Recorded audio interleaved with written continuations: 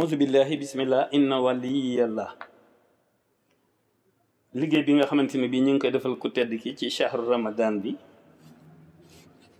al mubarak ku na xam ne digganteem ak weeru koor ak ni mu ko daan gàttandoo, ni mu ko daan teeroo, ak ni mu ko daan gungee, ak li mu ci daan jàngale, ak ni mu ci daan doxalee. ci la joxe woon Modou Fall alquran ca gànnaar ci la ko joxe woon ci la ko joxe woon ci weer wi la ko joxe woon alquran ci ñetti fan mu mokkal ko ci ñetti fan.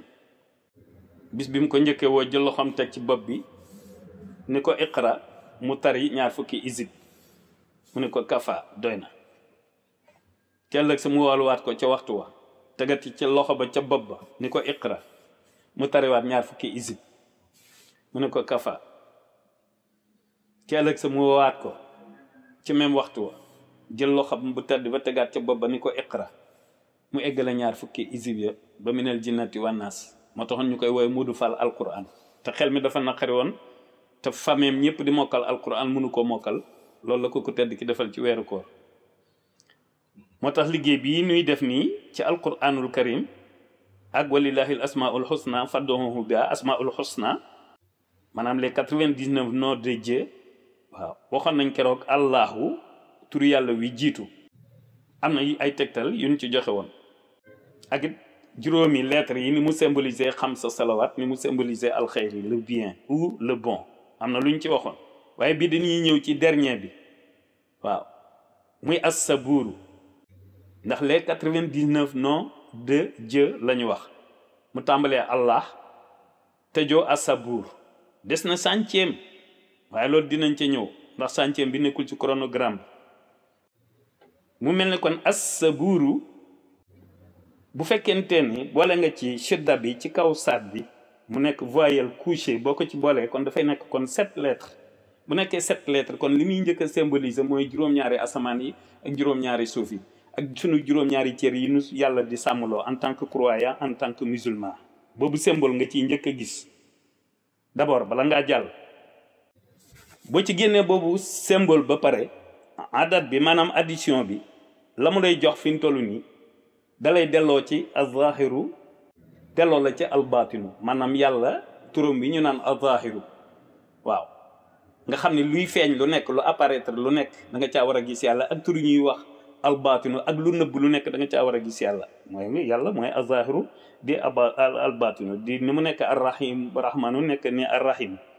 kon li nga ciy njëkk a gis mooy dualité boobu nga xamante ni bii lépp ci asaburu de ginnaaw bu nekkee 7 lettres yi di symboliser les 7 maanaam juróom-ñaari asamaan yi juróom-ñaari suuf yi ak juróom-ñaari bis yi ak juróom-ñaari bis yi waaw ak sunu juróom-ñaari cër yi ñuy sàmmlu bu lettres yi symboliser loolu ba noppi nag adat bi addition bi nag mooy symboliser moo lay yóbbu ci droite gauche di la yóbbu ci kaw ak ci suuf ci biir ak ci biti di la yóbbu ci maanaam niis ak naaj di la waaw démb ak tey di la yóbbu ci tey ak ëllëg di la yóbbu ci at ak weer di la yóbbu ci semaine ak bis di la yóbbu ci suba ak ngoon di la yóbbu ci guddeeg bëccëg di la yóbbu ci jant ak weer lu ne dal ci waaw mooy moom asaburu moom loolu yëpp dala ci yóbbu ñu ni kon asaburu dafay nekk le très constant waaw parce que ñëwaguñ ci conjugaison ba lettre ne di ci jot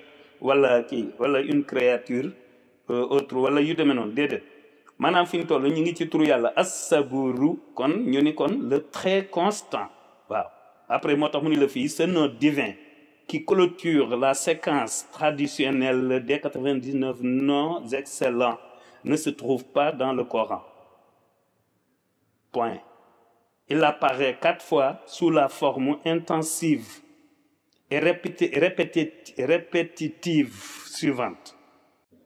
muy as-sabr boo demee ci alquran mën nga faa gis as-sabr waaye as-sabru moom en tant que tel lay wax ne doo ko gis ci alquran as-sabru waaye as-sabr moom conjugaison bi boo demee ci alquran nee na kon dañ ko fay gis mu feeñ ci lu mat 4 yoon 4 fois sous la forme intensive et répétitive suivante.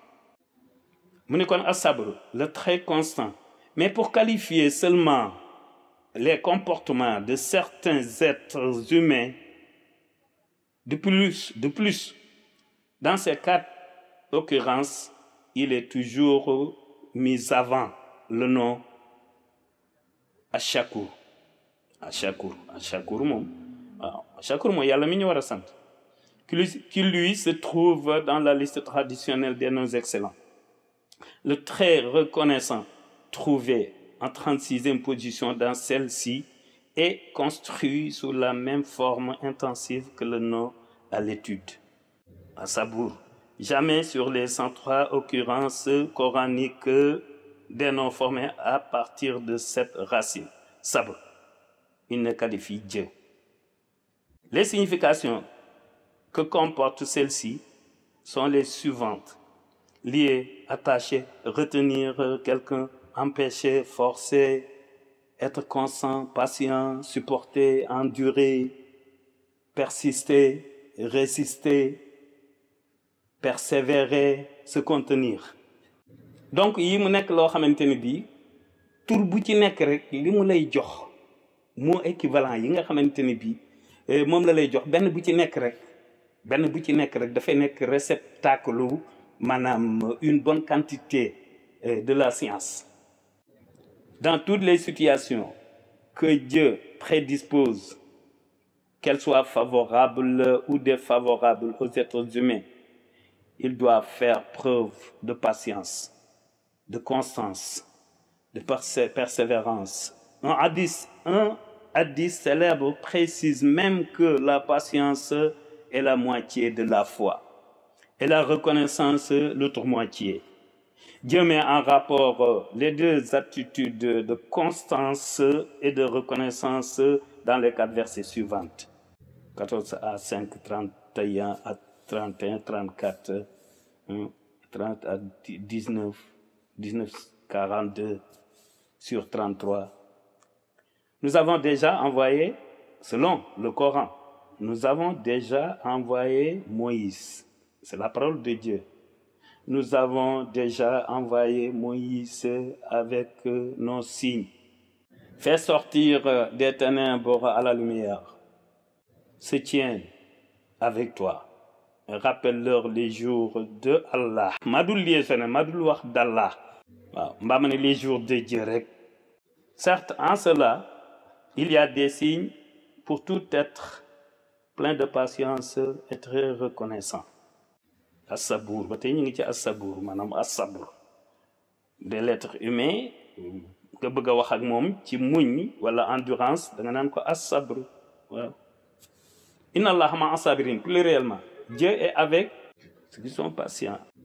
Certes, en cela, il y a des signes pour tout être plein de patience et très reconnaissant. Parmi ces signes, les vaisseaux qui courent sur la mer semblables à des repères.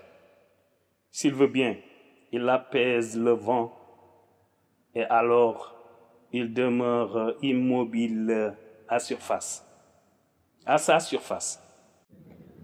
Assurément, voici en cela des signes pour tout être très constant, très reconnaissant.